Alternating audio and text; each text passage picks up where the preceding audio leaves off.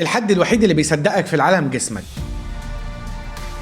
في قانون اسمه قانون الجذب او اللو اوف اتراكشن، ده انا بحب فيه حته كده. فدايما بيقولك اللو اوف اتراكشن ده انت اي حاجه بتقولها ببقك مش بس جسمك بيصدقها، ده كمان بتحصل والناس بتصدقها من غير ما تبقى حقيقه. اي حاجه بتفكر فيها في الدنيا انت بتشوفها بعينيك وجسمك بيصدقها. اي حاجه بنفكر فيها بنعيشها في 3 ثواني. ما تفكرش في بنت حلوه تيجي في دماغك بنت حلوه، ما تفكرش في فلوس كتير، دولارات. المصيبه بقى ان جسمك بيصدقها، المصيبه بقى ان جسمك وعقلك وكل حواسك بتشتغل عليها. في كود كده حلوه اسمها تصور نفسك جميلا تكن جميلا. لو بصيت في المرايه وقلت الله ايه الشياكه اللي انا فيها دي، ايه الحلاوه اللي انا فيها دي، انت فعلا هتنزل من البيت هتلاقي كل الناس بتقول لك ايه الشياكه والحلاوه اللي انت فيها دي. لو النهارده صحيت الصبح وبصيت كده في المرايه، هو ايه القرف اللي انا فيه ده، انا عايز اغير التيشيرت اللي انا لابسه ده، هتنزل للناس كل الناس تقول لك مالك النهارده فيك ايه. اللي مش هيعرف يتخيل نفسه معاه فلوس اصلا مش هتجيله فكره انه معاه فلوس. اللي مش هيعرف يتخيل نفسه ناجح مش هتجيله فكره انه ينجح. اللي مش هيعرف يتخيل نفسه راكب عربيه موديل اكس واي زد مش هتجيله فكره انه يركب عربيه اكس واي زد. ده صاحبك اللي بتشوفه على القهوه يقول لك يا عم انت فين والعربيه فين، يا عم انت فين والبت دي فين. فاصلا لو علمت نفسك ازاي تفكر وتحلم وتتخيل هتعلم نفسك ازاي تحقق. فاللوف اتراكشن ده بيقول لك بس انت ردد العبارات اللي عايزها تكون حقائق في حياتك وهتكون حقائق في حياتك.